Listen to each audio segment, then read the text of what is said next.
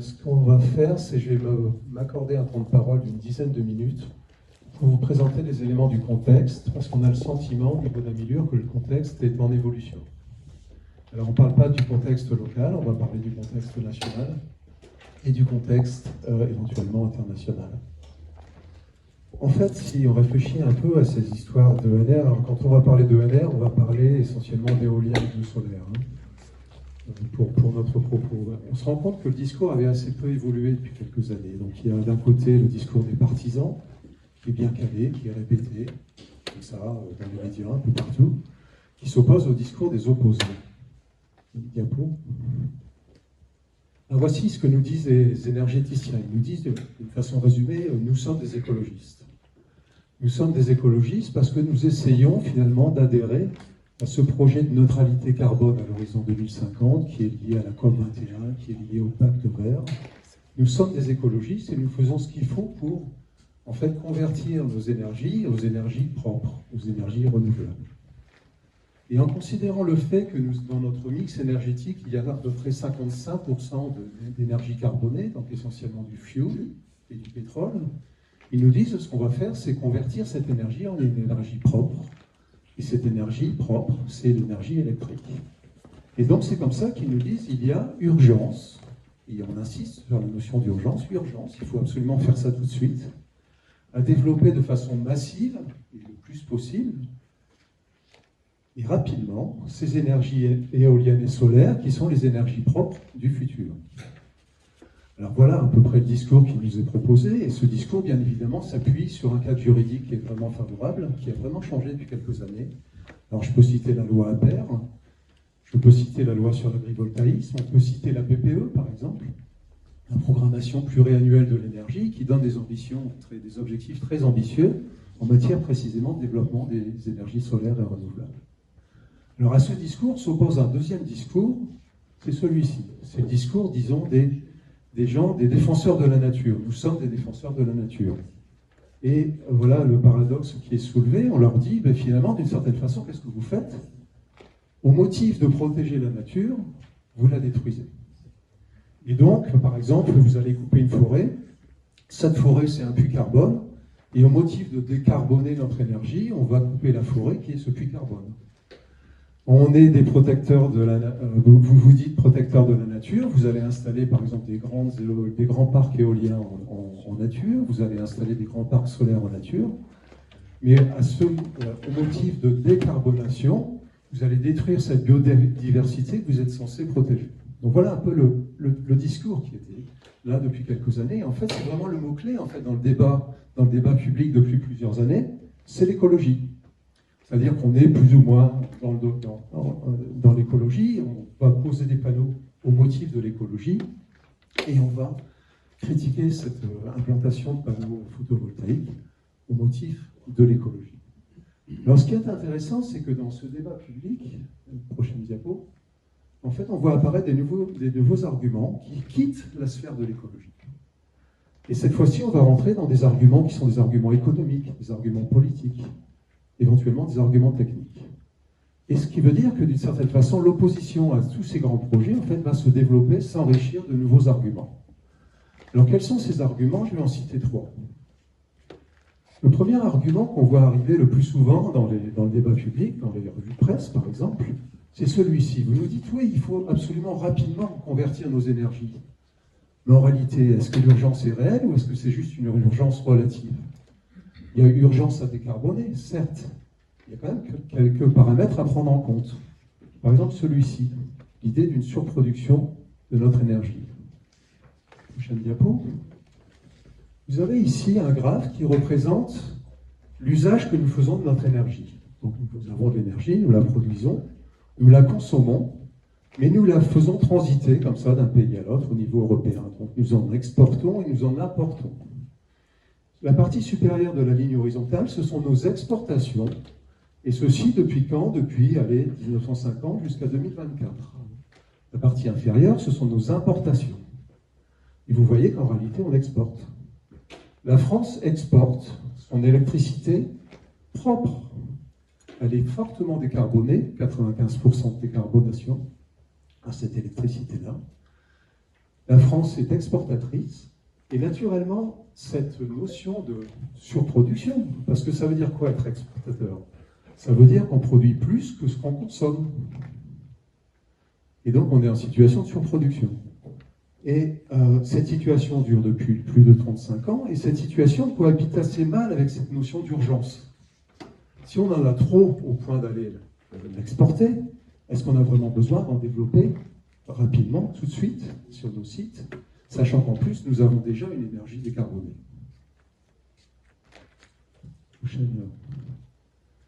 Le deuxième argument qu'on voit apparaître très souvent dans le débat public, c'est l'idée que la politique actuelle, qui est en gros reflétée par la PPE, la programmation pluriannuelle de l'énergie, c'est une politique qui nous coûte cher.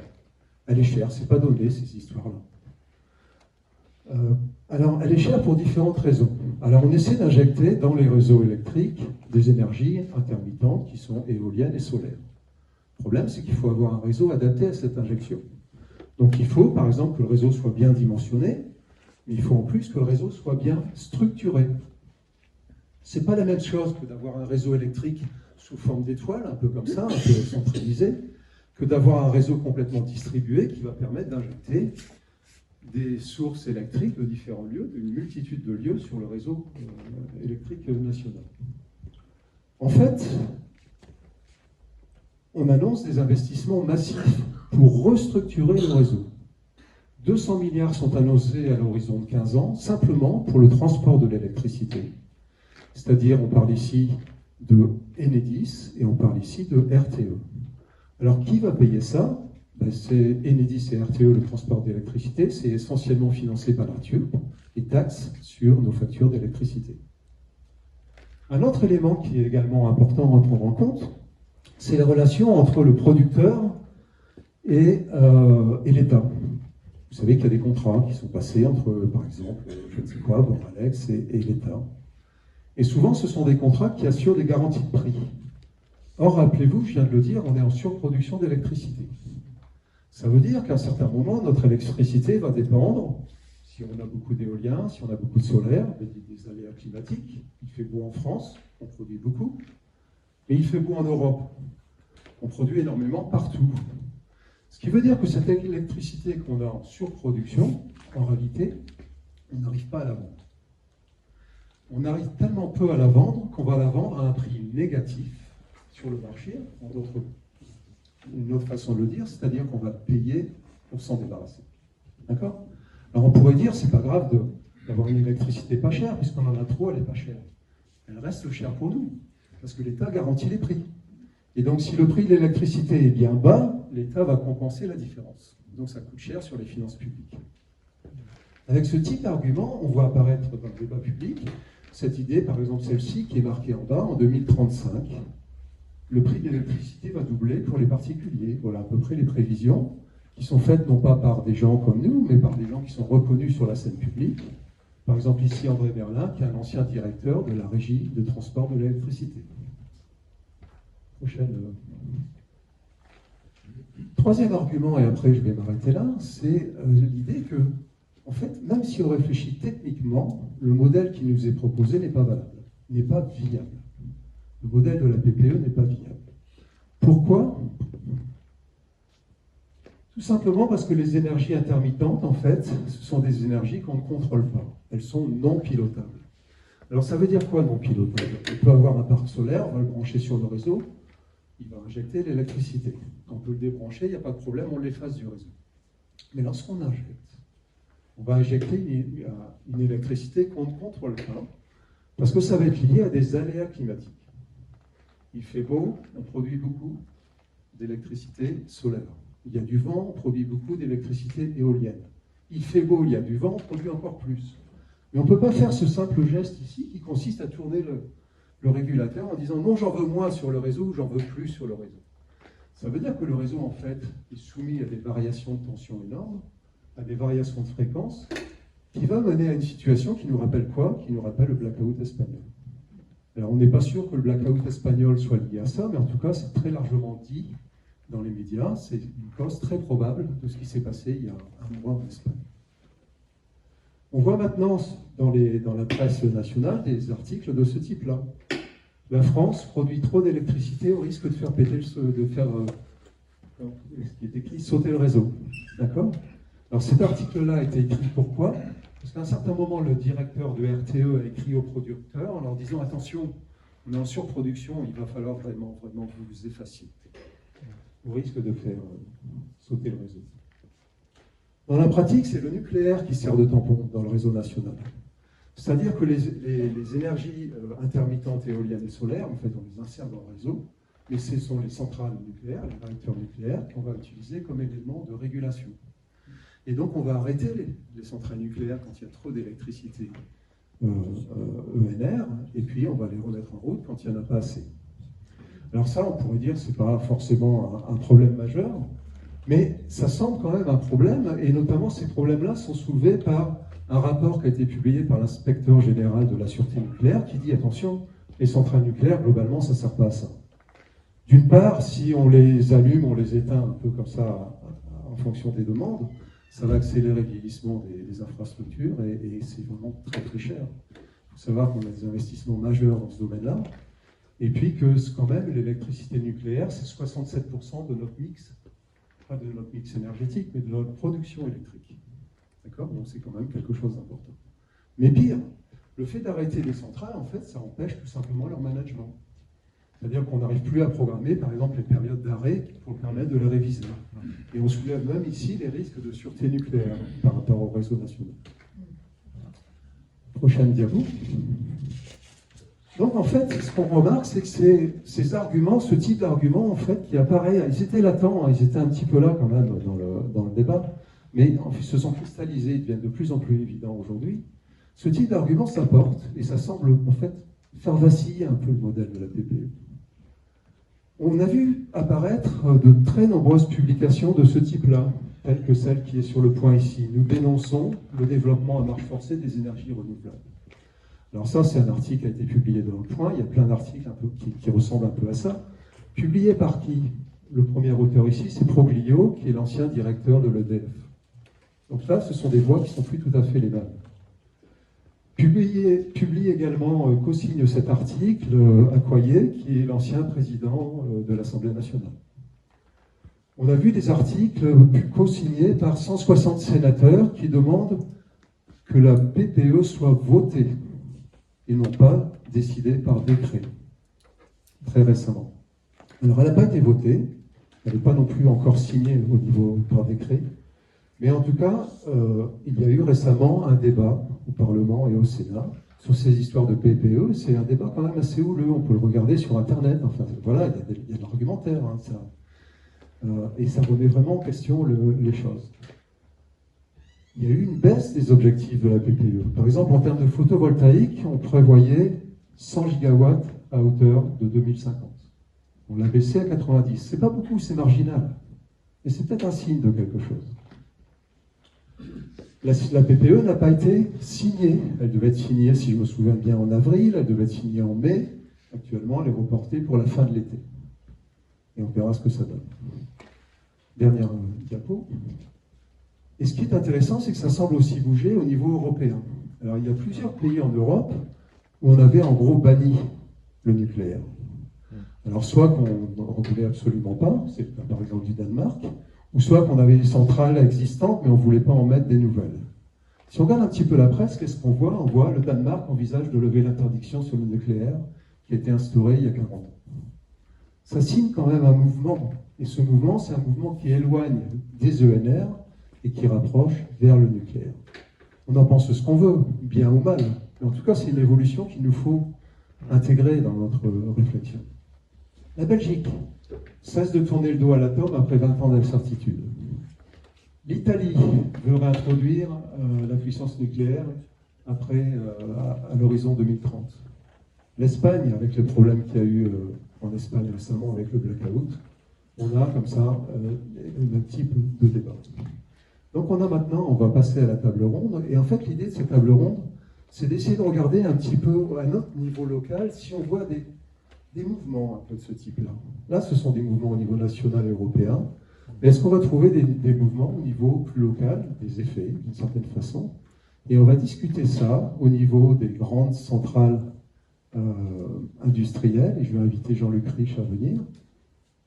Et au niveau des systèmes d'autoconsommation collective, également d'agrivoltaïsme, et je vais inviter tous les participants à venir et je vais leur demander de se présenter.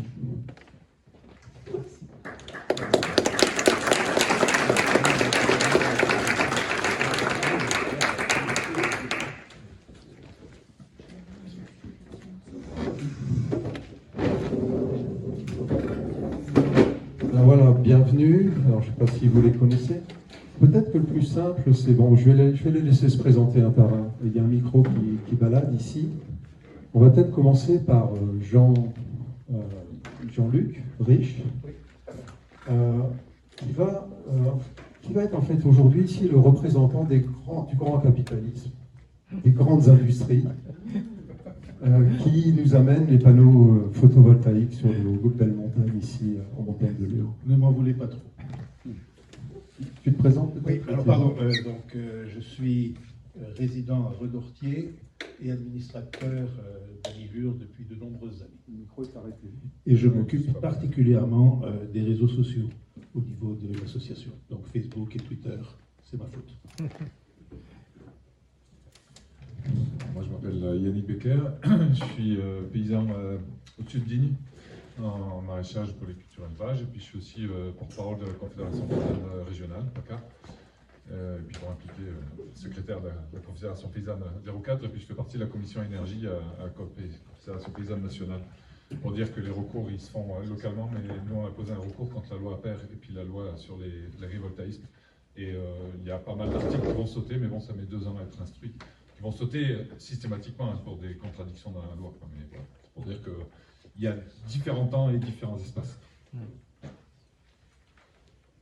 Marianne Coignard, donc moi je représente plus particulièrement le secteur des Aumergues et je m'intéresse plus particulièrement à l'agrivoltaïsme du fait d'une de mes professions de bergère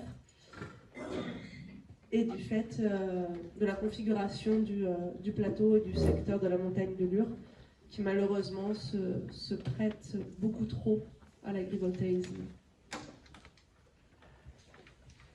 Bonjour, donc Philippe Loget, moi j'habite à Banon et je suis le directeur général de Centrale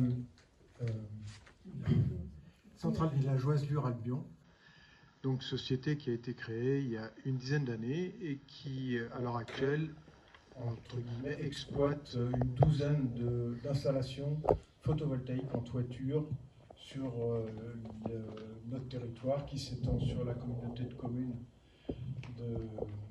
de Man et celle de Forcalquier.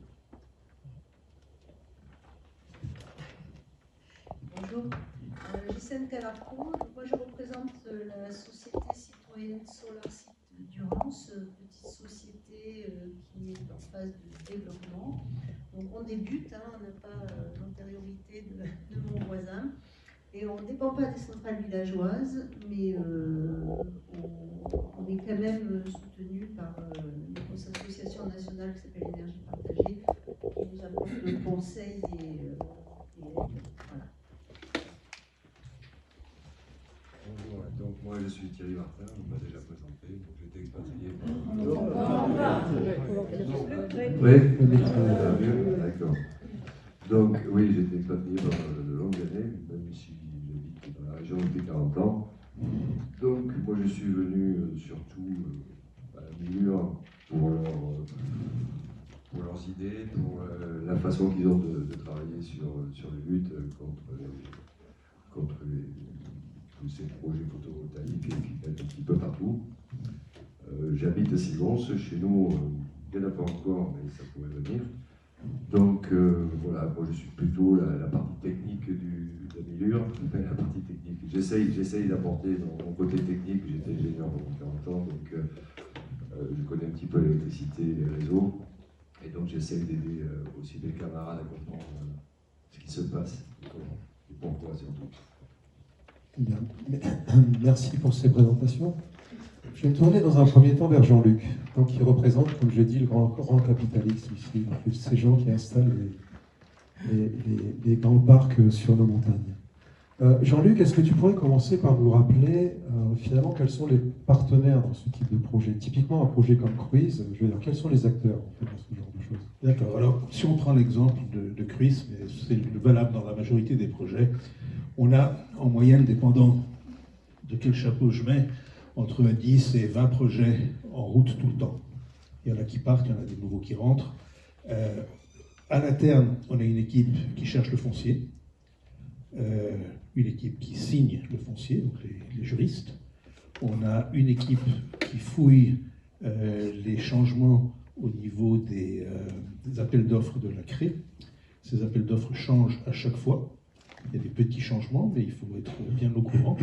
Et on a tout un groupe qui regarde le financement. Est-ce qu'on le fait avec des capitaux propres? Est-ce qu'on va faire une soumission sous un appel d'offres de la CRE? Est-ce qu'on va faire un PPA? C'est un Purchase Price Agreement, donc c'est une entente qu'on a avec soit une entreprise qui est électro-intensive, qui a besoin de beaucoup d'électricité, donc elle signera un contrat directement avec nous, ou ça peut être un distributeur d'électricité. Enercop est notre client, par exemple. Enercop a besoin de vendre de l'électricité verte, et ben c'est nous qui la fournissons à Enercop. Donc ça, c'est le premier groupe. C'est la première partie, si vous voulez, d'un projet. On tercérise une fois qu'on a le foncier, une fois qu'on a le contrat signé, une fois que le projet est basiquement fermé du point de vue financier, on tercérise tout ce qui est le projet lui-même, l'implantation. Ça, on a des superviseurs, mais c'est entièrement tercérisé. Ça veut dire quoi? Tercérisé, ça veut dire qu'on prend d'autres entreprises. On signe des contrats avec des gens qui vont couper les arbres, des gens qui vont planter les pieux, couler le béton s'il faut couler du béton, des tierces parties indépendantes de nous. Une fois que la construction est finie, après la production commence, j'avais oublié de mentionner à l'interne évidemment toute la négociation avec RTE et ou Enedis pour la distribution de notre courant, c'est fait à l'interne. Et après, donc, il n'y a que la partie centrale de mise en place du projet qui est tercérisée, et nous reprenons le contrôle au niveau de la production, pour nous assurer que les parcs, ou les centrales, comme vous les appelez, produisent selon nos expectatives. Fais bien l'industriel. Et les élus, ils sont où? C'est assez remarquable. Alors, les élus sont effectivement au début de la conversation. On parlera des élus quand on parlera de la loi APER, parce que nous avions beaucoup d'espoir sur la loi APER. J'allais y venir, alors, si tu permets, parce que la loi APER, c'est quand même un événement important dans l'environnement. La loi APER, pour ceux qui ne le savent pas, mars 2023, c'est la loi qui a été votée, qui nous permet de définir les zones d'accélération. Donc c'est comme ça qu'on a une cartographie avec des lieux d'implantation potentiels de ces projets-là sur le site. Et normalement, la loi APER est destinée à favoriser ce genre d'action, ce genre de développement. Donc, puisque tu es un industriel, Jean-Luc, est-ce que tu peux me dire, finalement, la loi APER, ça a changé quoi? Alors, la loi APER, on a commencé, quand le projet a débuté, on était particulièrement positif. Vraiment, on voyait ça comme une opportunité en or. On doit... le pays, la politique énergétique de ce pays nous dit développer, implanter. Mais la question est, c'est où? Le foncier est un problème gigantesque. Alors on s'est dit, la loi APER, finalement, va nous permettre d'une part de voir le delta, une fois que ce travail sera fait, entre ce que le gouvernement, l'État, le pays désire, et ce à quoi les communes sont prêtes à s'engager. Et on était très partant parce qu'on disait, vu que tout cela repose sur une discussion entre les élus et les résidents, les citoyens, les gens qui vivent à proximité, ça va être une démocratie vraiment participative. Une fois qu'un lieu va être défini, ben voilà, c'est fini. On est content, tout le monde est heureux. On peut implanter sans avoir de gens qui nous ennuient sur notre petit chemin. Donc on est parti très positif sur l'idée. Ceci dit, on a très vite constaté que ce qui était très bien écrit, comme ça arrive souvent dans ce pays, ce qui était très bien sur papier, au moment de tomber dans la pratique, eh ben, il y avait des gaps énormes. Les communes n'ont pas été, ou très peu, je dois dire ça dépend d'un département à l'autre, mais les communes n'ont pas été accompagnées. Qui leur a donné les potentiels d'ensoleillement? Qui leur a donné les déclivités de terrain? Est-ce qu'ils avaient tout ça à la main? Eh bien non. Toute la question de la pas la conciliation, la concertation avec les gens. Eh bien, c'était pas très clair.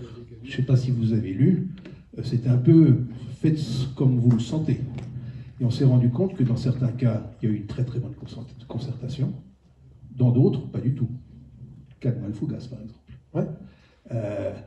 Donc, ce qui semblait être un super beau projet, finalement, par notre difficulté commune, collective, de pouvoir réellement exécuter quelque chose de façon correcte, eh bien voilà, on se retrouve dans un truc qui est plus ou moins bien fait. En septembre, on avait 214 000 sites identifiés à travers la France. Les sites du 04 sont arrivés en mairie il y a 2 jours. Donc on n'y est pas encore. Et qu'est-ce qu'on a? On a beaucoup de toitures. Moi, je suis sur des grands terrains, en fait. Donc, voilà, c'est moins intéressant tout à coup. Très bien. Alors, on va un peu faire évoluer nos questions. Non, tu peux encore rester 2 minutes. Ou plutôt, on va prendre... je vais orienter la question vers Thierry. Pourquoi je vais l'orienter vers Thierry? Parce qu'en fait, ce qu'on remarque, c'est que dans le débat actuel, les industriels sont heurtés au problème de la surproduction. Ce problème de stabilité du réseau qu'on a vu, que j'ai présenté il y a quelques instants. Et ils nous apportent toujours une réponse unique. Et la réponse unique, c'est la flexibilité. La solution pour résoudre ces problèmes techniques, c'est qu'il faut être flexible. Alors la flexibilité, on peut la comprendre. C'est par exemple, vous demandez de faire la machine à laver à midi, l'après-midi quand il y a beaucoup d'électricité, plutôt que la nuit quand il n'y en a pas beaucoup. Ça, on peut l'accepter, on peut comprendre très bien. Il y a un autre élément important, c'est le stockage. Le fait qu'on va maintenant ajouter des batteries de stockage, avec l'idée qu'on va stocker de l'énergie quand il y en a trop, et on va le réinjecter dans le système quand il y en a moins. On va s'adresser à l'ingénieur, là-bas, notre spécialiste. Qu'est-ce qu'on doit penser de ce stockage-là, en fait? Est-ce que c'est une vraie réponse à cette surproduction qu'on a décrite là tout à l'heure? Non, enfin, du moins pas dans l'état du stockage actuel. Si on voulait avoir un stockage qui permette de garder un réseau stable, sans être obligé de jouer avec les centrales, comme tu disais tout à l'heure, qu'elles soient nucléaires ou hydrauliques d'ailleurs, il faudrait multiplier à l'heure actuelle au moins par 30 le stockage existant. Et si on lit les chiffres de la PPE3, là c'est la folie, c'est multiplié par, pour 2035, c'est multiplié par entre 50 et 60. Quoi. Donc même les usines chinoises, je ne suis pas sûr qu'elles puissent sortir autant de batteries. Donc il y a bien sûr d'autres moyens de faire du stockage, ce n'est pas que des batteries, heureusement. En France, on a des steppes, enfin, il y en a dans plusieurs pays. Enfin, c'est simplement un système hydraulique avec un bassin en haut, un bassin en bas. Quand il y a l'électricité qui n'est pas chère ou en surproduction, on pompe l'eau vers le haut. Et quand on en a besoin, on turbine vers le bas. Donc ça, on en a 6 en France et qui font quand même 6 gigawatts. Dont une qui à elle seule fait 2 tranches nucléaires, carrément, 1800 MW, donc 2 tranches nucléaires de 900. Ça, on les utilise même tellement que c'est pratiquement tous les jours de soleil que les pompes tournent pour écrêter tout simplement la production éolienne. Et malgré ces systèmes et quelques autres systèmes, je ne vais pas tout vous expliquer, il y en aurait pour une demi-heure, mais malgré tous ces systèmes, on est quand même obligé, tous les jours, pratiquement tous les jours, enfin tous les jours où il fait beau, d'arrêter un grand nombre de parcs photovoltaïques, tous les jours. RTE leur demande d'arrêter, parce qu'autrement, le réseau se casserait la gueule. Donc, pour faire ça, c'est RTE qui les appelle, ils arrêtent, et on leur compense, c'est-à-dire qu'on leur paye le manque à gagner. Oui, en plus. Oui. Et donc, c'est comme ça que ça marche. Donc, quand on arrive à des prix négatifs, vous en parliez tout à l'heure, il faut savoir, par exemple, là j'ai juste lu tout à l'heure, je connais la source, donc j'en suis sûr, le mois de mai 2025, c'est pas loin, hein, le mois de mai 2025, il y a eu 90% des jours du mois de mai où les prix sont passés en négatif. D'accord? le 1er mai, l'électricité française, pendant 7 heures, elle était à moins 130 € du mégawatt. Chez les Belges à côté, c'était à moins 170. C'est un système qui ne peut pas fonctionner. C'est-à-dire qu'il faut en fait que l'État compense entre le moins 130 € à la valeur qui est prévue par contrat, qui peut être 80 € du Et tout en sachant que tous ces centrales parcs photovoltaïques sont subventionnés au départ. Donc il y a, dans le temps, ils avaient ce qu'ils appellent des EDF, obligations d'achat. Donc là, c'est des contrats qui courent encore, il y en a encore beaucoup qui existent comme ça. Donc obligation d'achat, ça veut dire qu'ils ont plus garantie. Maintenant, c'est la même chose que chez moi. Tu t'éloignes un peu du stockage parce que je voulais... Ah d'accord, tu veux revenir au stockage. Donc pour le stockage, donc comme je vous disais, le stockage, à l'heure actuelle, si on suit de nous, si on suit la PPE3, il nous faut 780 TWh de stockage. En ce moment, on en a environ en France 2, en Allemagne 8, en Angleterre 8. Donc vous voyez ce que ça veut dire, c'est impossible. C'est techniquement impossible. Un complément d'information sur le stockage. Sur un centre comme Cruis, par exemple, si on veut mettre un stockage de 4 heures, ça double le prix de l'infrastructure. Si on met un stockage d'1 heure, on prendra les questions après si vous voulez bien. Si on met un stockage d'1 heure, ça augmente de 50% les prix de l'infrastructure. Vous voyez, il y a des conséquences là. Ce qui va me permettre de me retourner vers notre industriel et lui dire, ben voilà, finalement, si je regarde un peu votre cadre actuel, donc vous aviez la loi APER qui était a priori favorable, mais quand même, le contexte a l'air d'évoluer de manière assez particulière. C'est-à-dire que si je regarde les frais de l'implantation des infrastructures, ben, ça coûte cher, ça coûte plus cher qu'avant. Si je regarde les contrats, parce que je voulais revenir un petit peu sur les contrats, je me rends compte que les contrats évoluent. Donc on est passé des contrats par obligation d'achat il y a un certain temps, par ensuite des contrats à complément de revenus, qui sont un signal un peu de désengagement de l'État, d'une certaine façon. Actuellement, on va vers des contrats de gré à gré, qui sont des contrats de privé à privé, essentiellement. Donc il y a des tendances comme ça qui se dessinent. Et ces tendances-là, pour vous, industriels, c'est favorable ou elle est défavorable? Rapidement. Oui, on comprend la disparition de l'obligation d'achat. Le complément de rémunération par contrat, on est obligé de fermer nos parcs quand RTE le demande. On n'a pas le choix. On a une compensation, mais ce n'est pas une compensation du coût de production. Et le gré à gré reste une option qui est de plus en plus développée en France et qui est, à notre sens, vraiment la croissance de l'avenir. Pourquoi? Parce qu'elle va s'accompagner d'une demande. Si on a des énergéticiens, des compagnies qui sont intensives du point de vue de l'utilisation de l'énergie électrique, eh bien, on peut concevoir, leur vendre toute la production qu'on fait. Et laisser...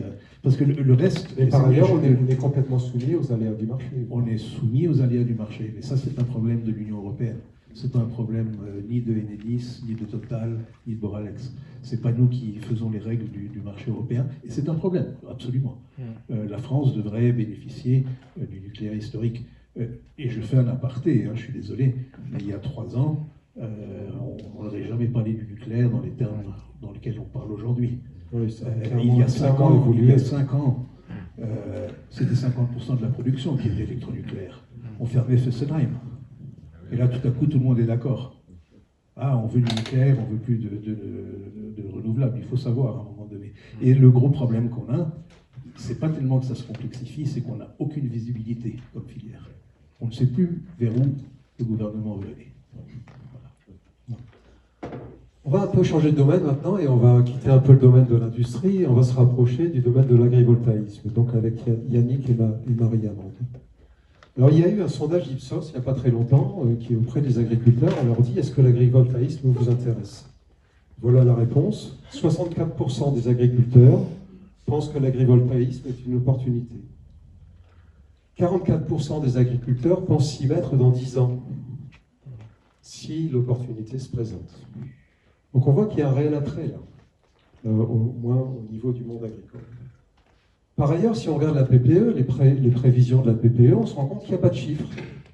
On ne dit pas il y a, je sais pas, 15% d'agrivoltaïsme dans la planification. Il n'y a pas de chiffres. C'est absolument pas défini. Donc on a ici une sphère qu'il faut vraiment explorer, regarder un petit peu en détail. Et on va commencer peut-être un peu à la même façon qu'on a fait tout à l'heure. Je vais peut-être commencer par Yannick. Est-ce que tu peux me dresser de nouveau le tableau, de dire un peu quels sont les partenaires dans les projets agrivoltaïques, comment ça marche? Je vais peut-être commencer par dresser les erreurs. Dans le sondage, là, quand ils disent est-ce que vous êtes intéressé, c'est quel intérêt? L'intérêt est clairement financier. Et la loi APER, là, nous aussi, on a été déçus dans l'autre sens. C'est-à-dire qu'avant la loi APER, les panneaux photovoltaïques, c'était sur les zones PV, des PLU, point barre. Sur les champs, c'était exclu parce que les zones agricoles sont inconstructibles par nature et les constructions ne sont que par dérogation pour les constructions agricoles, par nécessité, y compris pour les maisons. La loi APER a ouvert la boîte de Pandore. Et vous vous souvenez, il y a un an et demi, 2 ans, là, il y avait quand même pas mal de tracteurs sur les routes et les premières revendications, avant que ça ait été reprise par le syndicat majoritaire, c'était le revenu. C'était on crève la gueule ouverte et c'était la diagonale du vide. Ça partait du sud-ouest où ils se sont pris des épizooties d'enfer et qui se prennent le réchauffement climatique en pleine face. Tout le centre de la France avec l'élevage et puis on finissait en Lorraine. C'était le revenu. Et la loi APER, qu'est-ce qu'elle a fait? Je vous ai parlé de dérèglement climatique et je vous ai parlé de revenus. La loi APER, elle a ouvert les zones agricoles pour produire de l'électricité photovoltaïque. C'était bien de rappeler à la COP21. C'est quand même le but. On l'a dépassé cette année, les 1,5 degré, donc c'est fini. Mais c'était quand même le but de base, d'économiser des émissions de gaz à effet de serre. C'était pas de donner du revenu aux agriculteurs en faisant autre chose que leur métier. Et c'était pas non plus de protéger leur culture ou leur bétail sous des panneaux. Pourtant, c'est les 2 axes qui ont permis, dans la loi APER et dans le décret agrivoltaïsme, d'ouvrir les terres agricoles à l'installation de panneaux photovoltaïques, en oubliant au passage qu'il y a 2/3 des surfaces qui sont en fermage. Et que pour avoir un intérêt pour poser des panneaux photovoltaïques sur les terres que l'on cultive, il faut être propriétaire. Nos gouvernants oublient à de nombreuses fois que les agriculteurs ne sont pas forcément tous des rentiers ou des héritiers. Dans la loi, la LOA, par exemple, pour la transmission, ils ont dit ah bah ouais, bah on va augmenter le niveau de transmission d'héritage. Ben oui, mais lorsqu'on est fermier, on n'a pas d'héritage. Et lorsqu'on est fermier, on subit l'agrivoltaïsme. Et même ça pose des problèmes à la SAFER pour les transmissions de terres, puisque du coup, lorsqu'il y a un contrat, parce que du coup, les contrats, ils sont entre 1 000 et 4 000 euros par an. Nous, un fermage, on paye entre 170 et 200 euros par an aux propriétaires. Vous voyez le delta. Le contrat, il dure sur 20 ans. L'encadrement juridique, c'est une nébuleuse. Personne ne sait de qui parle et de quoi on parle. On loue des espaces. Alors peut-être que je déborde, mais il faut me dire quand on arrête. Mais personne ne sait de quoi on parle. Et en fait, on a aussi, c'est un peu comme la loi Egalim, on a des gens qui sont professionnels du contrat, qui vont s'adresser à des particuliers pour proposer des contrats. Vous allez me louer, alors il y a eu le bail amphithéotique, 19 ans, 40 ans, la garantie. Maintenant, on loue l'espace. Comme à Paris, quand il y a, dans le même espace, il y a un immeuble, en dessous il y a les égouts, puis en dessous il y a le métro. Donc ils vont louer un espace au-dessus de la terre agricole. Là, c'est des propositions d'un notaire qui disait bon, on va louer au-dessus avec des emprises, des servitudes au sol. Et donc du coup, le propriétaire il va louer au-dessus. Moi, fermier, en dessous, je vais avoir des servitudes et je vais rien avoir de plus. Sauf peut-être l'obligation, parce que pour ça reste de l'agrivoltaïsme, il faut qu'il y ait une activité agricole dessous. Et donc, la FNSEA, qu'est-ce qu'elle nous a proposé? C'était de modifier le statut du fermage pour pouvoir que ce soit compatible avec l'agrivoltaïsme et que du coup, on ait l'obligation, nous, en tant que fermiers, pour conserver notre fermage, d'avoir une activité agricole dessous qui sera déficitaire, parce que je rappelle quand même que les prix garantis agricoles, nous, on en rêve, et qui sont possibles pour l'énergie. On n'a pas parlé du méthane. Hein. Mais le méthane, c'est pareil, quoi. Et quand Arnaud Rousseau, président de la FNSEA, dit les prix garantis, ah non, mais on ne va pas faire de l'administration, enfin, pas administrer l'agriculture comme sous l'ère soviétique, bon, on lui a quand même bien rappelé que les prix garantis, c'était possible pour le méthaniseur qui possédait. Donc voilà dans quel, comment dire, là où on est. Et là, en fait, alors en PACA, on est sous les feux des projecteurs parce qu'il y a beaucoup de soleil, mais en même temps, c'est des zones qui sont très habitées et très visibles et très visitées. Et donc, on arrive à mettre des barrières. En fait, on a l'impression qu'ils ont ouvert la boîte de Pandore et que nous, depuis agriculteurs et responsables syndicaux et politiques, on n'arrête pas de barrer. Avec la CDPNAF, la Commission départementale de protection des espaces agriculteurs, agricoles, naturels et forestiers, désolé, c'est de plus en plus long, les acronymes. Et puis avec notamment, alors là il y a aussi la loi APER, elle n'a pas prévu le pas de temps, donc les zones d'accélération, ça a été lancé comme ça dans la nature, mais après la Chambre d'agriculture devait établir le document cadre qui permettait, alors là on parle de photovoltaïque au sol, pas d'agrivoltaïque. Qui vient de sortir. Qui vient de sortir, mais donc on a tout réduit, sans répondre aux questions de la SAFER, savoir du devenir des fermes, des terres qui seront couvertes en photovoltaïque lorsqu'il y aura une vente. Lorsqu'on la SAFER va préempter et lorsqu'elle va rétrocéder, elle va enfin voilà, en fait ça a ouvert une boîte de Pandore sans savoir pourquoi. Et j'aimerais bien, là on bascule dans le monde citoyen, on n'a jamais parlé là de pourquoi on a produit cette énergie. Parce qu'en fait, nous ici, dans le 04, le préfet a initié un comité de gestion collégiale des énergies renouvelables, initiative louable, où on a appris que par exemple l'objectif c'était un carré, ça équivalait, enfin c'était quoi, c'est 800 MW crête, donc c'est 1 hectare par mégawatt, donc c'est 800 hectares qui sont promis à partir dans le 04. Et quand j'ai posé la question de dire, mais le projet c'est de transférer tout le thermique vers l'électrique, on m'a dit oui. Moi je suis désolé, mais avant ça, peut-être qu'il va falloir réduire nos besoins, peut-être qu'il va falloir réfléchir à circuler correctement, peut-être qu'il va falloir réfléchir à consommer correctement, et peut-être qu'il va falloir réfléchir à diminuer nos besoins. Parce que sinon ça ne va pas le faire. Alors, quelle que soit l'énergie, ça ne va pas le faire. Juste pour rappel, la prime Rénov' a été coupée là, il n'y a pas très longtemps. Et du coup, au début, parce que l'objectif c'est de réduire les gaz à effet de serre, on peut bien se poser la question de l'efficacité de l'argent public, et là je ne parle pas des rémunérations de nos députés, c'est très efficace, ça, sans souci. Je parle de l'argent qui est mis sur la table pour RTE, pour faire, parce que c'est nous qui le payons, ce n'est pas les opérateurs, les raccordements. L'argent qui est mis sur la table sur les prix garantis, par exemple. Alors, les chiffres nouveaux, je ne les ai pas, mais les chiffres pas si anciens, c'est qu'une tonne de gaz à effet de serre économisée par les panneaux photovoltaïques avec le prix garanti, ça coûte 1 800 €. Les échanges, les crédits carbone, c'est 50 € la tonne actuellement. Donc, on est de 1 800 à 50 €. Et la rénovation énergétique, il me semble que c'est entre 200 et 500 € la tonne, ça dépend des maisons, etc. Donc on a non seulement à réduire nos besoins, mais en plus à se poser la question de qu'est-ce qui est le plus efficace pour réduire les gaz à effet de serre, sachant que c'est l'origine. Et après, dernier truc, on va parler d'écologie. Étymologiquement, c'est la connaissance du nid. Écologie. On va pas parler d'économie. L'économie, c'est la gestion du nid. Le nid, c'est là où on habite. Et l'environnement, il n'est pas extérieur à nous, il fait partie de nous. On a presque 5 kg de microbiote dans notre corps, etc. On a 80% d'eau, etc. Donc il ne faut pas extraire l'environnement de nous. La nature, c'est nous. Et la gestion donc l'écologie, c'est nous. Et la gestion du nid, donc l'économie, doit prendre ça en compte et exclure peut-être les intérêts financiers. Donc merci pour ta réponse. Alors on voit bien les... On sent la conviction dans les réponses, on sent et on peut le comprendre. Je vais me tourner vers Marie-Amande. On a identifié quelques risques là dans la réponse de Yannick. Quels sont d'après toi les risques majeurs liés à l'agrivoltaïsme? Vous avez compris le problème de base, c'est que c'est une offre qui est complètement débridée et qui n'est pas du tout quantifiée. Donc n'importe quel propriétaire peut porter un projet. Il peut porter ce projet sans que cela passe par le PLU. Donc on n'a absolument aucune visibilité sur la quantité de terre à côté de chez vous, derrière chez vous, devant chez vous, autour de nous, qui va être mise dans le panier.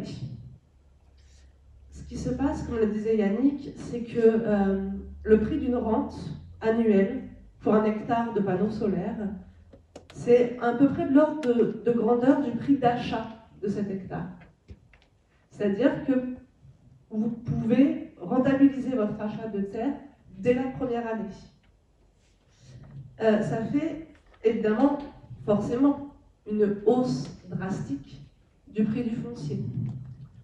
Il y a quelques semaines, à côté de chez nous, 25 hectares ont été vendus au double du prix normal. Et c'est que le double. Il aurait pu être vendu 10 fois plus, vu ce que ça va rapporter. Dans un contexte où non seulement la plupart des paysans sont en fermage, c'est-à-dire qu'ils ne sont pas propriétaires, ils ne sont pas non plus souvent en capacité de se loger sur leurs exploitations, ce qui explique tout à fait l'émotion, mais Yannick dans son discours, et il a tout à fait raison, le paysan va vivre dans une caravane avec peut-être de l'eau, peut-être un petit panneau solaire pour sa consommation personnelle, tandis que le gestion d'exploitation agricole, lui, il va installer sur ses propriétés des hectares et des hectares de panneaux solaires qui vont lui rapporter l'équivalent de plusieurs salaires par mois, net. Donc on a un problème social qui est terrible, qui parle de la précarité d'une profession, et on a un problème aussi pour la transmission. C'est-à-dire qu'actuellement, je ne connais pas d'agriculteurs en capacité de s'installer. J'en connais un qui vient, après 15 ans de recherche, de réussir un début d'installation, mais pour l'instant sans terre et sans domicile. Donc la précarité dont on parle, c'est à ce point-là, dans un pays où on recherche, paraît-il, la souveraineté alimentaire. Donc ces prix du foncier qui montent, ça veut dire quoi? Ça veut dire que non, les exploitations agricoles ne vont pas être rachetées par des gens qui veulent s'installer en tant qu'agriculteurs. Les exploitations agricoles, de plus en plus, elles sont reprises soit par la grande exploitation d'à côté, ça c'était déjà le cas, et maintenant même par des sociétés foncières qui investissent avec la bénédiction de la SAFER qui est censée arbitrer les reprises de terres agricoles et qui actuellement encore les arbitre dans ce sens. Elles sont reprises par des sociétés foncières qui va donc sous-traiter un paysan qui va venir faire l'entretien avec le nombre de brebis nécessaires pour que ça soit débroussaillé, avec une production maraîchère qui sera impactée, mais qui va justifier l'installation, qui va permettre en fait une simplification des procédures. Donc le paysan n'est plus paysan, il est en fait homme de paille et agent d'entretien du sol. Donc il va permettre de justifier que les procédures soient simplifiées, de justifier que les terres ne soient pas inscrites comme constructibles dans le PLU, et il va venir passer à la débroussailleuse alimentaire. Donc on a un vrai problème à la fois pour la souveraineté alimentaire, pour le maintien des terres. En plus, en PACA, il y a un problème d'écosystème, puisque ce sont des terres qui sont encore vivantes. On n'est pas dans la bosse. Il y a beaucoup de parcours pastoraux, notamment des parcours pastoraux sous couvert végétal, sous les arbres, en forêt en fait, dans la vraie vie, dans le vrai paysage. C'est pas des très grandes monocultures où tout a déjà été détruit. On est sur des terres agricoles qui ont encore une qualité. Et ça, c'est aussi complètement oublié. Donc pour moi, c'est un sujet vraiment d'une très très grande importance parce qu'on n'a aucune visibilité, aucune maîtrise et que ça peut aller très vite pour détruire ce qui a fait quand même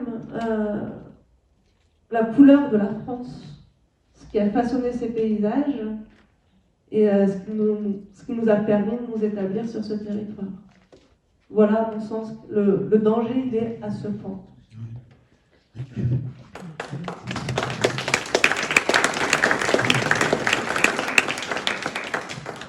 Alors parlons, tout à l'heure je disais qu'il y a du mouvement un peu dans les perceptions des choses. Est-ce que ça bouge quand même dans la perception des choses? Si on regarde les différentes confédérations paysannes, si on regarde... est-ce que ça bouge? Est-ce que les choses changent? Est-ce que tu as le sentiment que ça change? Par exemple, aux Auberges, il y a un projet qui est tombé spontanément il n'y a pas très longtemps. Oui, un très bel exemple. Les riverains dont je suis ont reçu une lettre de l'énergéticien leur annonçant que le projet avait été annulé pour cause d'enjeux écologiques trop importants. Alors, il n'y avait pas que les enjeux écologiques spontanés, il y avait aussi les enjeux écologiques martelés par les différentes associations. Donc l'association locale, la Staja, qui défend le plateau d'Albion et la vallée du Jabron, et puis Amilur qui est venu aussi en soutien. Donc oui, il y a des choses qui se passent. Moi, sur ce qui m'a frappé, c'est la récente publication des syndicats agricoles, puisqu'il y a peu de temps, seule la Confédération paysanne avait une opinion défavorable.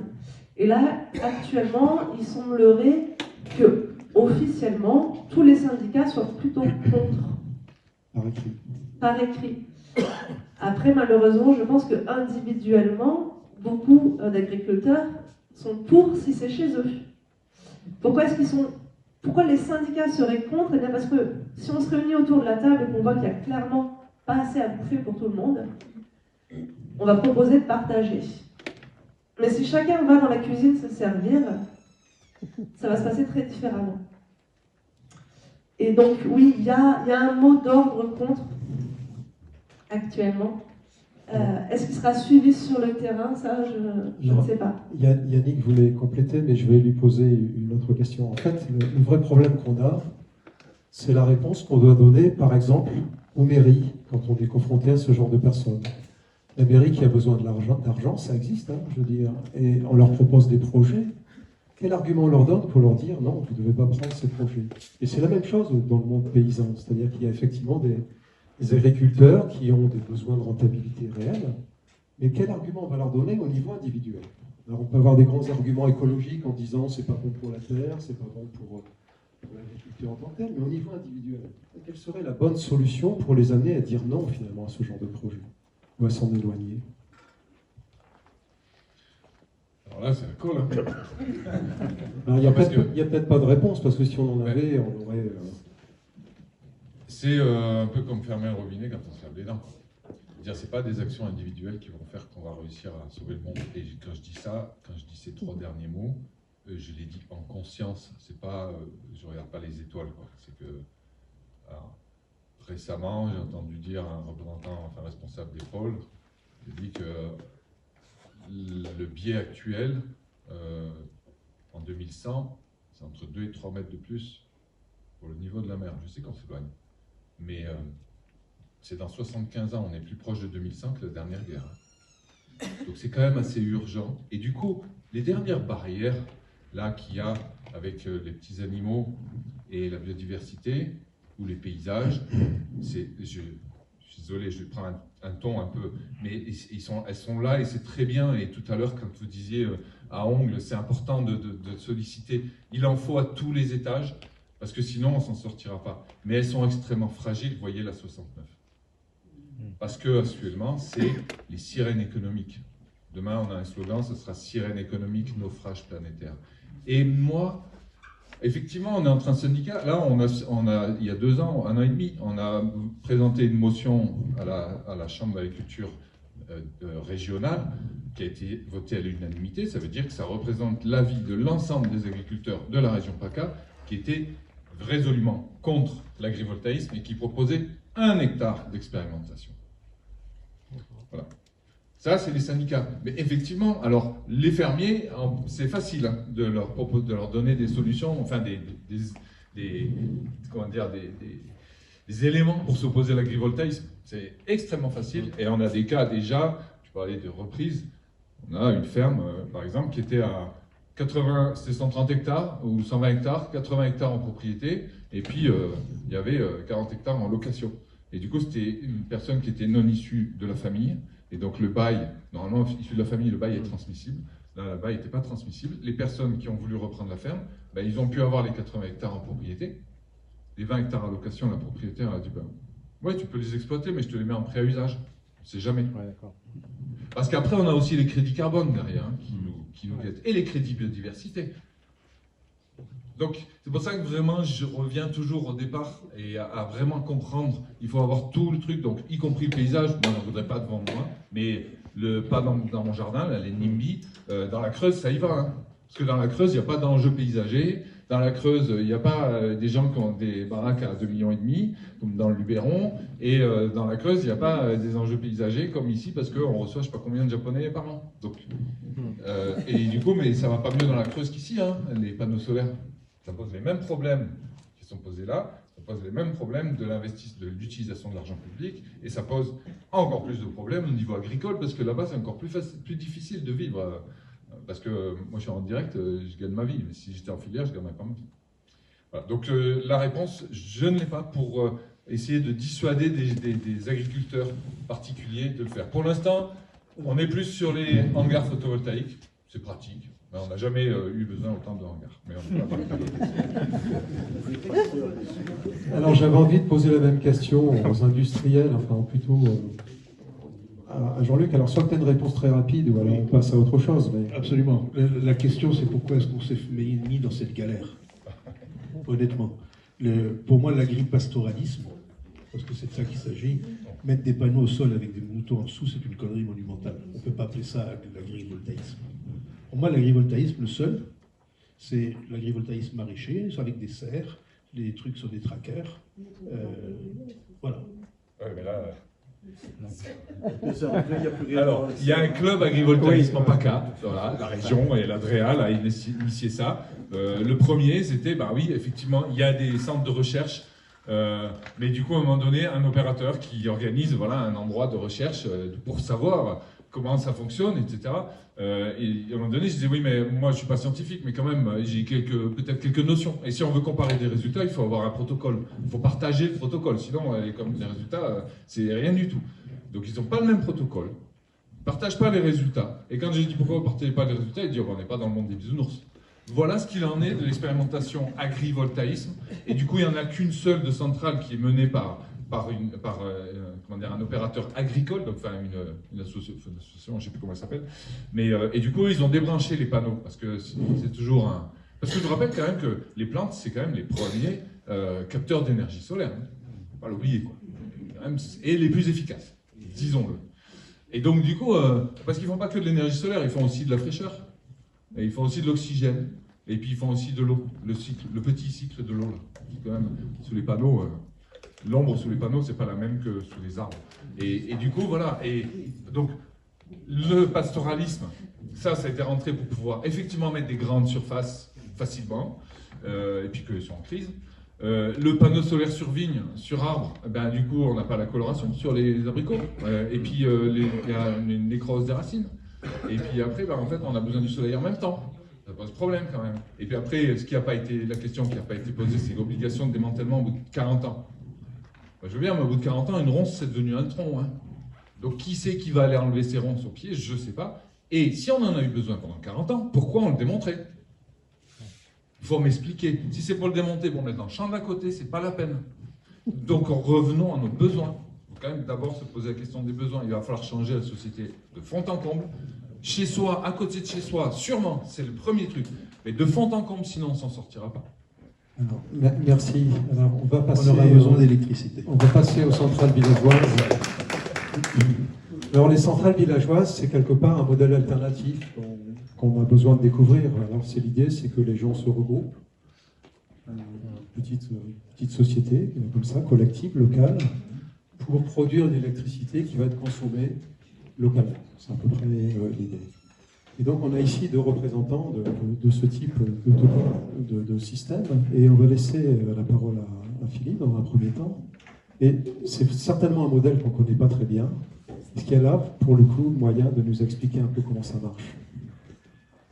Alors, nous, on a démarré, je dirais, par réaction au gaz de schiste au départ.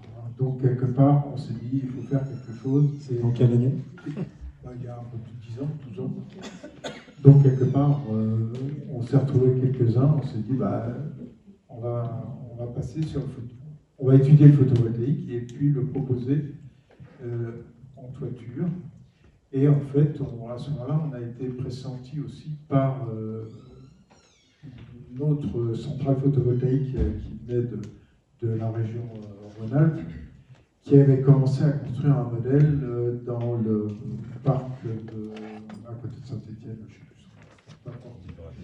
Et donc on a démarré, on a commencé à faire 6 toitures, des petites toitures et puis l'idée c'est on produit de l'énergie, on la vend à EDF, et puis au bout de 20 ans d'exploitation, l'installation revient au propriétaire de la toiture. Voilà. Donc ça veut dire que vous êtes organisé en société. Nous sommes une société coopérative, oui. Une société Absolument. coopérative. Et donc alors, ça veut dire une société avec des actionnaires qui investissent de l'argent. Comment ça marche? Alors, on a 90 sociétaires actuellement. En gros, la part est à 100 euros. Le capital, il est à l'heure actuelle aux alentours de 43 000 euros. Voilà. Et uniquement en toiture? Uniquement en toiture, absolument. Et même des petites toitures, sauf un hangar. Voilà. Voilà. Et si on regarde spatialement, est-ce que ça couvre une grande surface ou on est sur une zone très délimitée? En termes de surface géographique, ouais. Oui, il y en a à Banon, il y en a à Montsalier, il y en a à La Roche-Giron, il y en a... Non, je parle de votre organisation. Nous, on est basé sur les 2 communautés de communes, ce que je disais, celle de Haute-Provence, Haute-Provence, Pays Banon, et celle de Donc ça veut dire qu'il y a à peu près 90 structures installées, enfin qui sont reliées par le même système. Potentiellement, mais sur des relativement distants les uns des autres. Alors aujourd'hui, on n'a que 12 installations qui fonctionnent. D'accord. Et elles fonctionnent en injection directe. Donc quelque part, c'est Centrale Villageoise qui récupère le fruit de la vente de l'électricité. Sauf qu'on est un peu en train de tourner la page, puisque je dirais la demande a évolué, et puis aussi il y a des communes qui se sont exprimées, qui ont la trouille autour du prix de l'électricité, avec ce qui s'est passé là, il y a 2-3 ans. Et tout le monde, enfin, ce qui a été évoqué, c'est que le prix, tout le monde sait que ça tend à ce qu'il remonte très très fort. Donc quelque part, ça a commencé à Banon, où on a eu l'opportunité d'étudier le terrain de l'ancienne décharge, donc un terrain anthropisé. Et là, on a commencé à regarder ce qu'on pouvait faire et sur une petite centrale au sol de 250 kW. Voilà. Et donc, l'idée, c'est de desservir la mairie en compensation par rapport à cette facilité qu'elle nous offre à nous mettre le terrain à disposition, et aussi un certain nombre de personnes qui vont adhérer à cette idée d'autoconsommation collective. Et si on fait un bilan avec le recul, quel serait le bilan? À l'heure actuelle? Oui. C'est-à-dire que j'imagine que le montage est très complexe. Non. Je dirais sur des toitures individuelles, c'est pas si compliqué que ça. C'est une demande préalable. Après, il faut travailler avec Enedis et EDF pour établir les contrats. Mais une fois qu'on a pris le pli, c'est relativement facile et je dirais l'exploitation fonctionne assez bien. Donc ça, c'est pas très compliqué. Peut-être que Ghislaine peut apporter un peu son expérience. Est-ce que c'est si simple que ça ou est-ce que... L'expérience est très très limitée, puisqu'on est une société citoyenne naissante. On a été créé au mois de mars. Donc on n'a pas du tout le même passif que la centrale villageoise Lure-Albion. Donc moi, ce que je voudrais dire, c'est que par rapport à tout ce qui a été évoqué précédemment, c'est que dans ce monde horrifiant, nous, notre démarche, ça a été quelque part d'essayer de trouver du sens, parce que à part l'incohérence générale, voilà, on a voulu réagir. Alors, comme on est opposé évidemment au parc solaire dans la forêt, dans la nature, on s'est dit, qu'est-ce qu'on peut faire? Parce qu'être opposant, c'est bien, mais bon, on n'est pas spécialement activiste, on ne sait pas trop comment s'y prendre, on n'a pas de compétences juridiques, peut-être comme à Lure, et adhérents, dans les associations qui ont contribué à la naissance de cette société. Donc on s'est dit, on va essayer d'être une petite force de proposition et on va essayer de convaincre aussi nos élus. Ça commence à venir, il y a un dialogue qui est engagé. Alors on a bien conscience qu'on peut aussi servir de greenwashing de manière plus opportune. Donc il faut nous voyer dans tout ça. Mais voilà, c'est la recherche de sens et la volonté d'être actif. Alors c'est une aventure complexe. Heureusement, dans notre petite société, donc SolarSite Durance, on a quand même 3 ingénieurs, donc c'est bien. Parce que moi, personnellement, techniquement, je ne comprends rien. Moi, ce qui m'intéresse dans cette aventure-là, c'est justement le côté aventure et c'est le côté constructif qu'on cherche à établir. Voilà. Et moi, je suis horrifiée par tout ce que j'entends. J'ai appris plein de choses, évidemment, parce que c'est tellement compliqué, c'est tellement dense, qu'il n'y a que quand on s'y met enfin, qu'on se collecte avec la réalité, on prend la mesure des choses. C'est pas très rassurant, mais faut s'activer. Donc on a besoin d'actionnaires. Voilà. Donc on comprend bien la démarche citoyenne ici. L'idée c'est un peu d'échapper à ces gros systèmes là, ces gros entrepreneurs qui viennent s'implanter, puis essayer éventuellement collectivement de créer quelque chose. Et très localement. Mais alors ceci dit, ça pose 2 questions. La première question que ça pose, c'est celle-ci, c'est-à-dire que ce genre de démarche paraît bien si ça permet de poser l'argument de dire non, finalement, on ne veut plus de ces grands parcs-là parce qu'on a fait quelque chose ici localement. C'est-à-dire que quelque part, on a déjà fait notre part du travail localement. Est-ce qu'on a le sentiment que ça va dans ce sens-là ou pas? Est-ce qu'on peut parfois utiliser ce genre d'argument pour dire non, finalement, notre territoire est déjà un peu couvert et on va le couvrir à notre façon, ou ça ne marche pas? Si, ça marche bien, je dirais. Quand on va dans les communes, un certain nombre de communes nous accueillent, je veux dire, les bras relativement ouverts, en disant mais on a des terrains anthropisés, on regarde un peu, ou des toitures qui sont face au parc de Cruys et qui vont pas enlaidir le paysage. Donc quelque part, on réfléchit à faire, une sorte de petit parc par commune. On réfléchit à ça, histoire d'avoir quelque chose de cohérent à proposer aux habitants de la commune. Et ceci dit au passage, l'intérêt aussi, quand on maîtrise, je dirais, à la fois la production et la vente de cette production, c'est de pouvoir aussi gérer des tarifs incitatifs ou adaptés à la hauteur de certains qui ne peuvent pas forcément payer leur électricité. Donc quelque part, on peut avoir un rôle social aussi sur place, en accord avec la commune. Et c'est pour ça que c'est important de travailler avec la commune aussi. Voilà. J'imagine aussi que ça peut être un argument qui est repris par le maire. Par exemple, si le maire est démarché par quelqu'un, il dit non, moi c'est déjà couvert. C'est-à-dire que ça peut être un argument qui est repris d'une certaine façon. Ah oui, il y a aussi des industriels qui reprennent leur argument et qui disent mais attendez, nous aussi on est capable de vous proposer de l'autoconsommation collective. Ouais, ça. Mais là, parce que on a dans la commune de Manon, on a un petit souci avec Q-Énergie.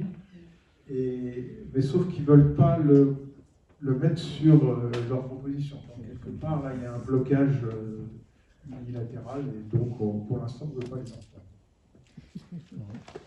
Oui, moi, je voulais juste dire que, nous, on est sur le territoire de la DLPA. En fait, ce qu'on entend régulièrement, c'est que, c'est notoirement insuffisant de n'occuper que les toitures. Donc ça, c'est l'argument massu. Donc c'est vrai qu'on est confronté à ce problème-là.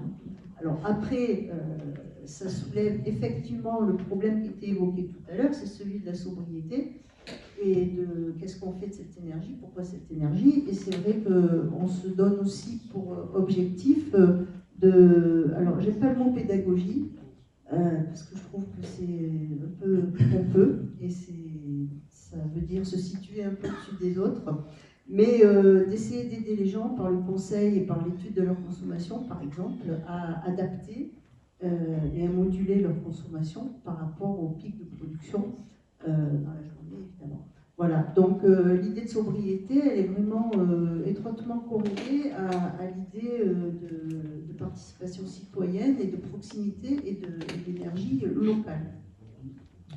D'accord, donc on voit bien la démarche citoyenne et sociale. Très bien. Alors, on a cette idée c'est de l'autoconsommation collective, donc cette idée qu'on produit localement pour quelque chose et en fait va dans le réseau. Et on va revenir après chez soi. Il y a une différence quand même importante entre l'autoconsommation individuelle et l'autoconsommation collective. C'est-à-dire que là, on fait appel au réseau. On fait appel au réseau, voilà. Et du coup, ça pose la question de la généralisation possible de ce type de modèle. C'est-à-dire que si on imagine qu'on fait ça tout le temps, partout, un peu, verser des implications pour le réseau, c'est peut-être à Thierry que je pourrais poser la question. Je veux dire, quelle est la complexité pour monter ce genre de choses, techniquement, sans rentrer dans les détails? Est-ce que c'est plus cher, par exemple, au niveau national, de développer un réseau qui répondrait à ce type de projet de matière? Développer un réseau parallèle Non, pas parallèle, mais un réseau. Là, en fait, comme tout leur système, tu es obligé de te servir de Enedis de toute façon. Si tu veux, alors, Enedis, pour ce que j'en sais, ça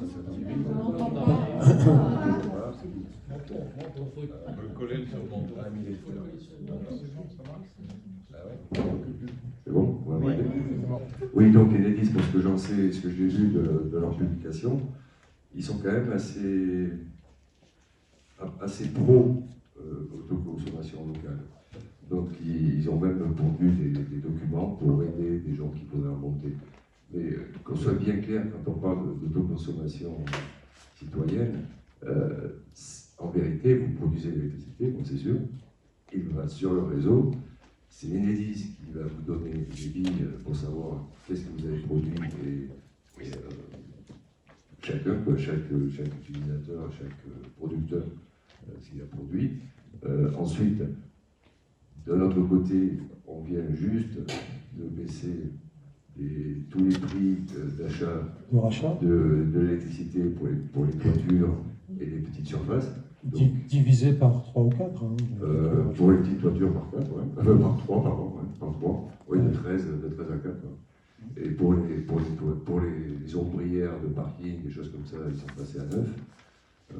Donc, on ne peut pas dire qu'ils poussent à faire ce genre d'installation. Bon, il y a d'autres façons de faire, mais bon, je connais ces deux systèmes. Il y en a une autre à Villeneuve aussi, que je connais aussi. Donc, j'ai discuté avec eux, c'est encore un système tout petit peu différent parce qu'ils sont aussi des industriels, enfin, moi avec un industriel, peut-être deux si Cardone s'y met. Mais bon, pour l'instant, il n'y a que, je ne sais pas comment ils s'appellent, les autres, ceux qui font les savons. Enfin bon, c'est pas grave, pas important. Enfin bon, voilà, donc il y a différents systèmes comme ça, on peut très bien s'associer même avec un industriel qui en fait compte, mais vous louez son toit. Moi, ce que j'en sais, c'est que ces systèmes-là, ils vont jamais faire le lot pour ce que voudrait la PPE ou ce que voudrait le gouvernement. Eux, ce qu'ils veulent avant tout, c'est des gros systèmes. Et puis des contrats PPA, comme disait Jean-Luc, donc des contrats, en fait, de compte d'achat direct entre un producteur et un consommateur. Bon, ça peut être, vous donnez juste un exemple en 2 minutes, vous avez Engie qui veut faire une usine d'hydrogène à Villeneuve. Pour ça, ils disent qu'ils vont utiliser 150 mégawatts d'électricité verte, beaucoup plus d'énergie qui viendra du mix, donc nucléaire, mais ce qui n'empêche pas que les 150 mégawatts qu'ils veulent utiliser, donc c'est à peu près 150 hectares, en fin de compte, il n'y en a pratiquement aucun qui sera dans la région. Ça va être que des contrats avec des éoliennes qu'ils ont eux-mêmes en Nord, ou des centrales photovoltaïques qu'ils ont eux-mêmes ailleurs. Donc, mais l'électricité qu'ils utilisent, l'électricité c'est comme l'eau, ça va au plus court. C'est-à-dire l'électricité qui est produite à Lille, elle ne va pas venir à Manosque. C'est-à-dire les électrons, ils restent là-bas. Donc tous ces marchés, tout ça, c'est très très compliqué. Tout le monde y travaille dessus. sur les marchés européens aussi. Il y a d'autres expériences, alors je ne sais pas si vous les connaissez peut-être, mais il y a des comme à Saint-Martin-les-Eaux, où eux, vous connaissez, donc eux, ils poussent le bouchon beaucoup plus loin, puisque en plus de faire une centrale, donc d'autoconsommation centrale villageoise, eux, ils poussent le bouchon jusqu'à créer une petite steppe dont je vous ai parlé tout à l'heure, c'est-à-dire on monte de l'eau, on la redescend, on monte de l'eau, on la redescend.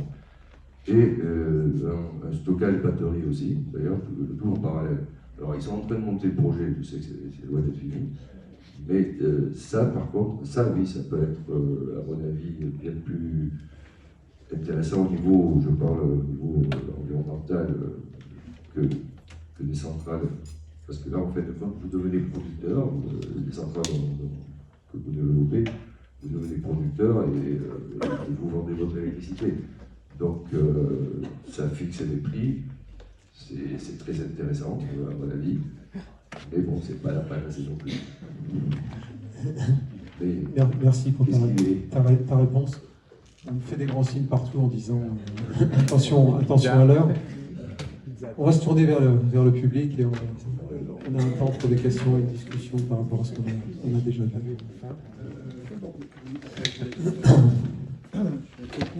Alors ça peut être des questions très ponctuelles, individuelles, mais ça peut être aussi des questions plus générales.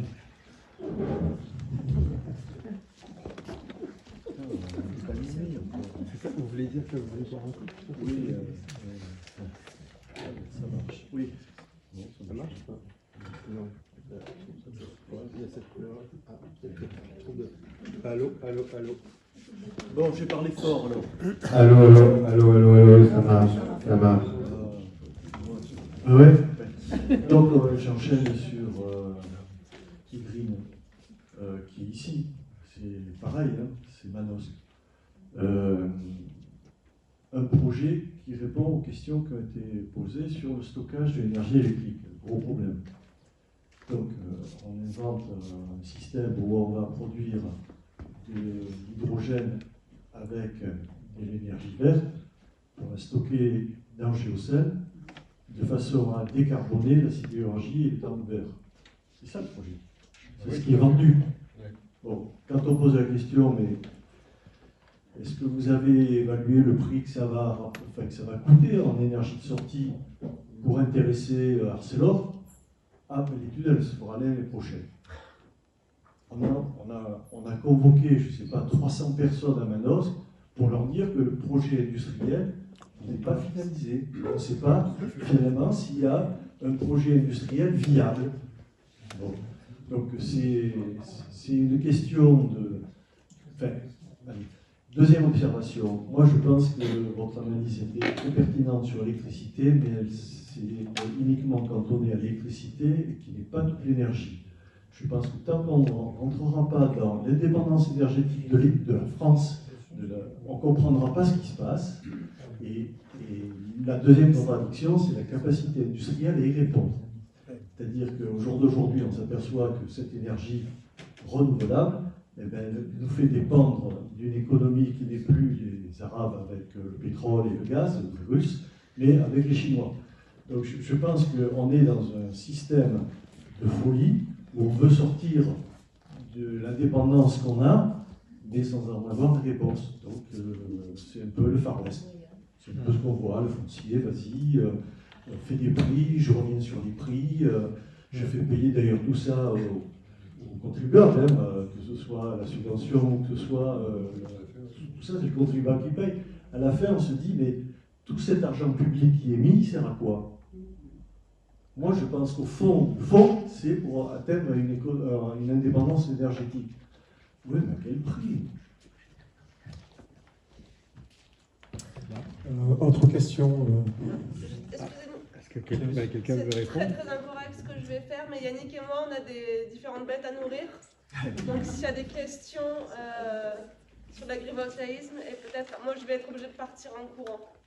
C'est pas une question, c'est juste une remarque sur l'agrivoltaïsme. Il y a un très bel exemple de serre avec des panneaux solaires, c'est à Vinon-sur-Verdon. Ça doit faire 5 ou 6 ans qu'elles sont montées, ces serres. Il n'y a jamais eu une seule culture dessus. Il y a à peu près 1 ou 2 hectares, je ne sais pas tellement jugé, moi, 1 ou 2 hectares de serres, tout en panneaux solaires, c'est magnifique. Il n'y a jamais eu rien dessous. Rien. Voilà. C'est l'agrivoltaïsme tel qu'on nous le. Ils sont censés démonter dans ces cas-là. Ce qu'il y a, c'est qu'elles sont montées avant la loi. Donc je ne connais pas leur statut. Ils ont agrandi il y a 1 an. Ah, on va suivre le dossier. C'est juste limitrophe département, c'est dans le Var. Mais, oui, c'est dans le Var. Oui, non, mais l'agrivoltaïsme, la loi, c'était en 2024. Le décret. Est-ce qu'il y a d'autres questions ponctuelles qui peuvent être liées à nos stratégies, qui peuvent être liées à des réponses? Est-ce que le projet de faire ce système de remontée de l'eau dans le canal de Durance, est-ce que c'est viable? Parce qu'il y a un moment, ils sont parlé, c'est-à-dire de l'eau, elle sert à turbiner pour faire de l'électricité. Est-ce que, quand il y a beaucoup d'électricité, est-ce qu'on pourrait remonter cette eau-là dans le canal? Dans le canal, ça je peux pas vous dire, certainement dans le barrage, parce que les steppes, en fin de compte, le bassin supérieur, c'est en général c'est un barrage, en vérité. Donc, à partir du moment où vous avez un barrage, vous pouvez très bien le faire. Il vous faut un bassin inférieur, il vous faut un barrage, il faut des tunnels et des pompes à 5 volts.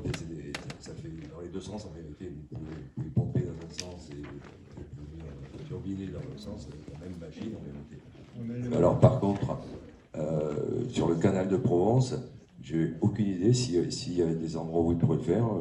Franchement, je ne sais pas. Ce qu'ils pourraient faire, ce qui est sûr, c'est des hydroliennes. Bon, ensuite avoir le rendement, mais en fait des petites hydroliennes, ça aussi c'est une autre façon de faire de l'hydraulique. On parle toujours. Non, je ne parle pas des turbines, je parle des hydroliennes, c'est-à-dire c'est au fil de l'eau. Donc ça c'est encore un autre système. Il y en a en France, hein. Il y en a sur le Rhône, il y en a sur la Loire. Je ne me rappelle plus où. Bon, on pourrait très bien imaginer en mettre sur le canal. Bon, c'est peut-être des petites machines qui font 30 kW, mais bon, si vous en mettez 100, et puis vous embêtez personne. Hein. Oui, dans le canal, je veux dire, ça n'empêche pas l'eau de couler, quoi. Une voiture de temps en temps qui se prépare. C'est plutôt ça qui est embêtant, ils mettent des filets pour arrêter les voitures. Ouais. Mais bon, voilà, il y a plein de petites solutions comme ça. Il y a des hydroliennes en mer qui sont bien plus. Leur rendement, c'est bien meilleur qu'une éolienne, ça n'a rien à voir. Mais une fois de plus, quand vous regardez la PPE et la Creux, les projets où ils font des appels d'offres, ils investissent très très peu là-dedans. Alors qu'en France, en particulier les hydroliennes mer, on a un potentiel énorme. C'est énorme entre la Normandie et la Bretagne. Pas vraiment. Non, pas vraiment. Non, pas vraiment, parce que c'est posé. En fait, quand c'est posé au fond de la mer, comme vous dites, pas toutes d'ailleurs, parce qu'il y en a qui se servent de la marée. Donc, elles ne sont pas toutes posées au fond de la mer. Il y a certaines hydroliennes qui sont faites au bout de la Bretagne. Celles-là sont vraiment ancrées au fond de la mer. Bon, une fois c'est ancré. Hein. Tout ce que vous avez après, c'est un câble qui vient qui est d'ailleurs souterrain, enfin émergé mais souterrain.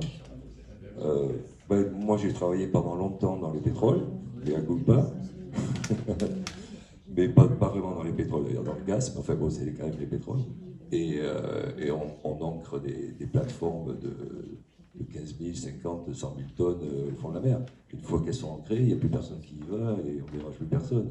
Bon, au moment où vous faites les travaux, je suis d'accord que vous dérangez, ça c'est sûr. Encore qu'on coule, on ne dérange pas tant que ça. Mais bon, c'est quand même des solutions, je veux dire, qui sont beaucoup plus, dont le rendement et au niveau environnemental, c'est bien meilleur que de mettre des éoliennes ou des photovoltaïques. Ça n'a rien à voir au niveau rendement.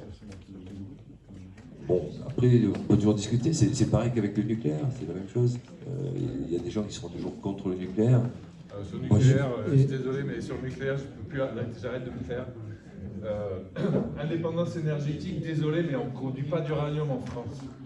lorsqu'on arrive à produire des nucléides qui ont des demi-vies qui sont plus importantes que l'âge de la Terre, je pense qu'il faut commencer à se poser des questions. En plus, c'est jamais que quelque chose d'extrêmement compliqué pour faire bouillir de l'eau. Et le nouveau nucléaire, le PR, je suis désolé, mais en efficacité de l'argent public, là, on peut se poser la question. Et le petit nucléaire, et après, je ne parle même pas de l'aspect militaire du nucléaire. Donc le nucléaire, effectivement, il est revenu en odeur de sainteté, y compris au sein de la gauche, là, depuis quelques années. Mais là, on revient toujours à pourquoi. Moi, si c'est pour alimenter l'hôpital d'à côté, parce qu'il y a une nécessité et que je suis propriétaire, je les mets tout de suite, les panneaux solaires, sur mes terrains. Mais si c'est pour aller produire des jouets en plastique qui seront jetés le lendemain, genre McDo et compagnie, hein, je suis fâché, je me suis pas fâché contre vous. Mais le nucléaire, là, j'ai entendu là et tout. Bon, et à un moment donné, je pense qu'on est à peu près tous d'accord, je suis pas certain.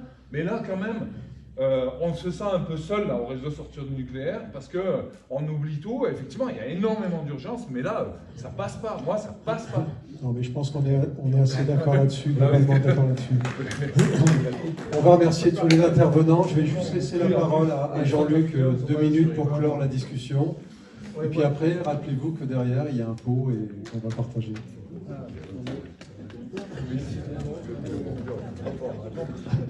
Non, tiens, je vais faire ça comme ça, voilà. Là, je ne suis plus l'industriel. Moi, je pense que une des choses qui ressort dans cette discussion, qui ressort dans toutes les discussions qu'on a au sein même d'Amilur, c'est l'absolu manque de visibilité que ce pays a sur sa stratégie à long terme énergétique. Ça ne peut pas être une stratégie de 5 ans, ça ne peut pas être une stratégie qui change à chaque gouvernement. C'est des choses qu'il doit faire sur le long terme. Et je vais vous donner 2 exemples. Hier, à l'Assemblée, à la commission économique de l'Assemblée nationale de ce pays, le plan de relance, la loi de relance du nucléaire a été mise à la poubelle.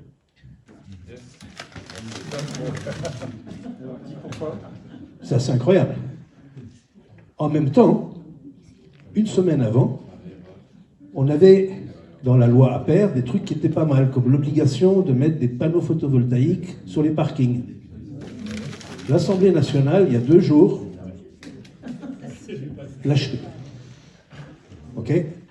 Ça, c'est 2 décisions qui affectent sur le long terme chacun d'entre nous. C'est nos députés, nous les payons. Contrairement à Yannick, moi je pense qu'on les paye trop pour prendre ce genre de décision. Donc, où est la démocratie? Comment est-ce qu'on fait vraiment vivre ce que nous, on aimerait avoir? Théoriquement, c'est vis-à-vis de nos députés, à travers nos députés. Or, on a des bras cassés. Je suis désolé. On a des bras cassés. Il n'y a pas de vision à long terme. Il n'y a pas de vision à long terme. Il n'y a pas d'accord. Voilà. Désolé.